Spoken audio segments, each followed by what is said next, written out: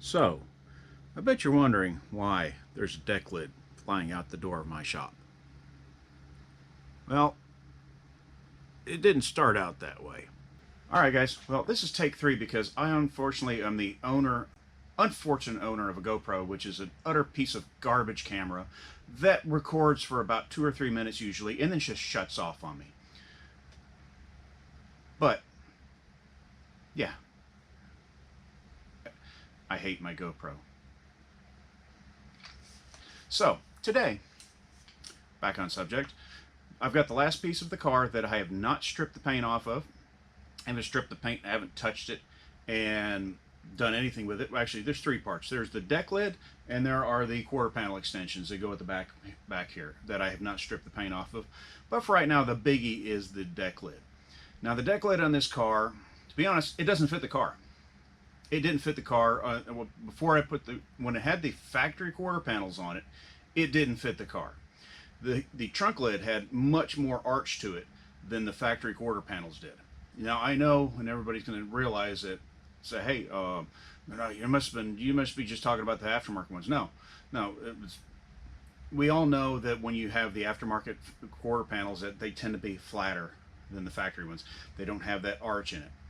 Well, maybe depending on what day of the week that those quarter panels are made and what dies they were made on, that they copied. Maybe they copied the ones that were really flat and not the ones that had more of an arch to it. Because the ones on this car, deck lid didn't match it. Factory deck lid did not match. We're talking over 1/8 of an inch difference on the arch of the deck lid to the quarter panel. So we'll get past that. Things just don't fit. And I have more on that later, which is about these pieces that on a quarter panel extensions I really talk about how they don't match. However, I've got my Bauer SCT out. I love this tool. This thing is great. I've had it for just over a year. I probably need to do a 1-year update on it because that's one of the few videos that actually people do watch. People aren't interested in the car stuff. They're interested in tools and stuff. So I'll do an update on that later. But what I have in here is basically a really big plastic brush. Now, this is meant for basically loose stuff. This is not it's not impregnated with abrasives. Now, I've got some of these little guys here, these little drill brushes. This may look like this, but this is not this. This actually has abrasive in the bristles of it. And that abrasive, as you go, you wear the plastic away and you uncover more abrasive and you can remove paint, you can remove everything with it. This one does not do that. There are ones that have abrasive in it, and when you buy it, it actually specifically says does not have abrasive in it. So, just a warning for you. Now, a quick little tip on when you're using this thing. If you're going to use it like I use it to remove the foam off the deck lid, the foam seal, because that stuff is just a pain in the butt, and you'll get it down to where you've got just the glue left. So, when you use this, don't push hard on it. It's just like the drill mounted ones. If you push on this thing really hard and spin it really fast, you see how you've got that spiral there? You're just going to end up just curling this thing up and making it really tight, and it's not really useful.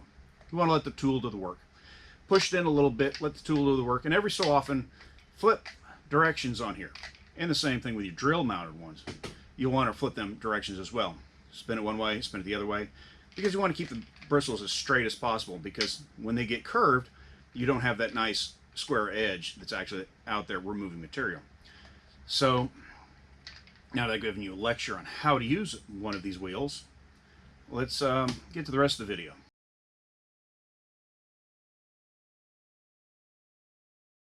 Now we get into the damage on this one, and I don't know if I will use this or not.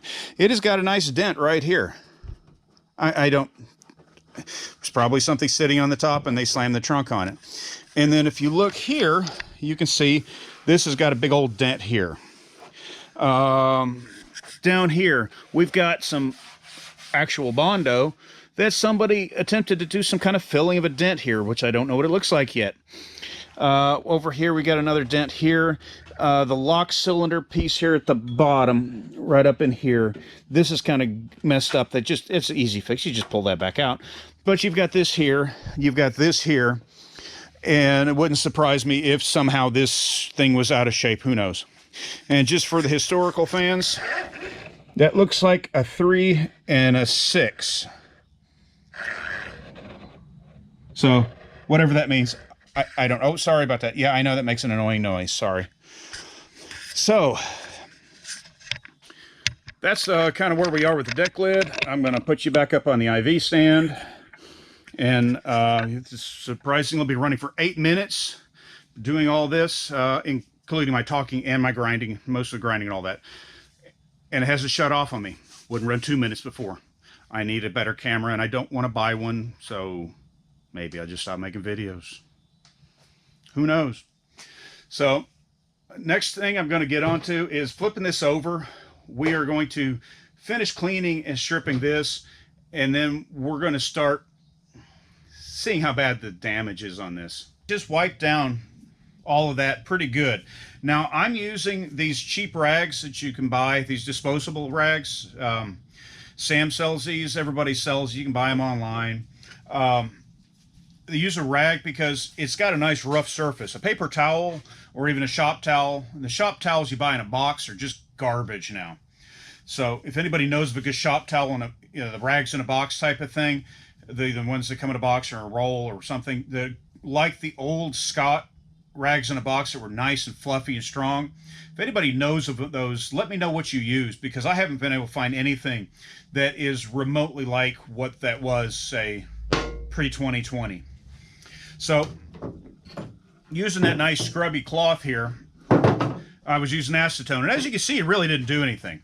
It got some of it off, it got some of the surface off, and it got a little sticky. It's a nasty sticky residue now.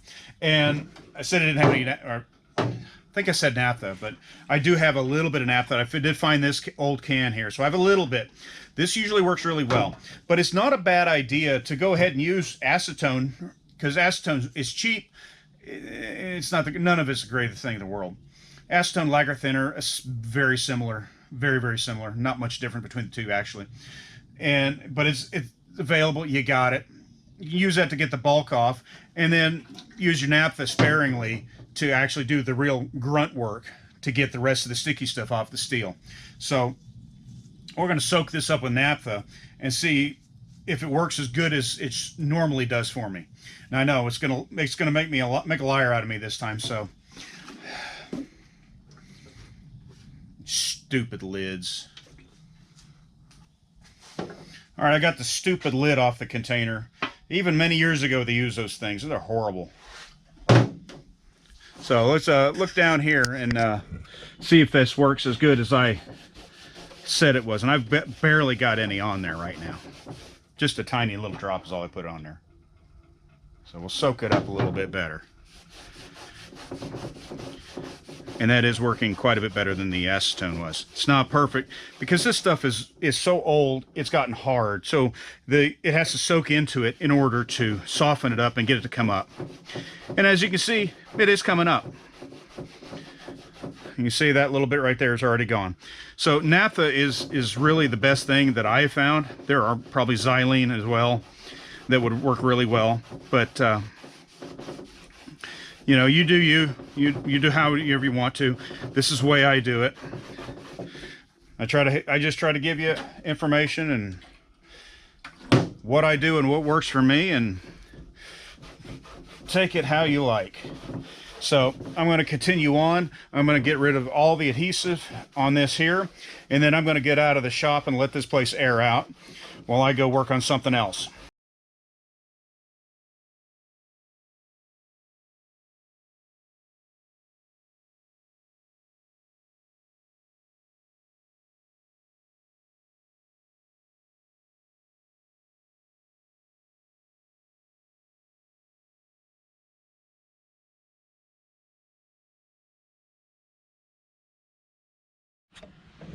Well, as you can see, there was more hiding on under that filler than I thought there would be, which, to be honest, doesn't surprise me. They didn't cleave the rust out. So you got a big dent here that reaches from basically here to here, and a little one over here. You got an Audi right here. So yeah, this is uglier than I thought it was. So yeah, I'm going to start with the little one and go with the big one. Fun, fun.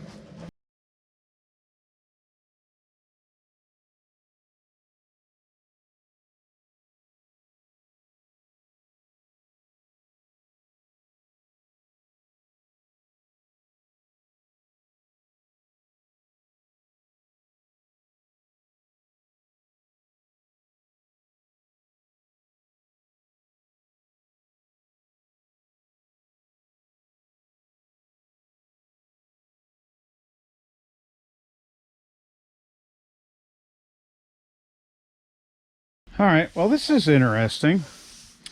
We've got this damage back here that was dented in pretty badly.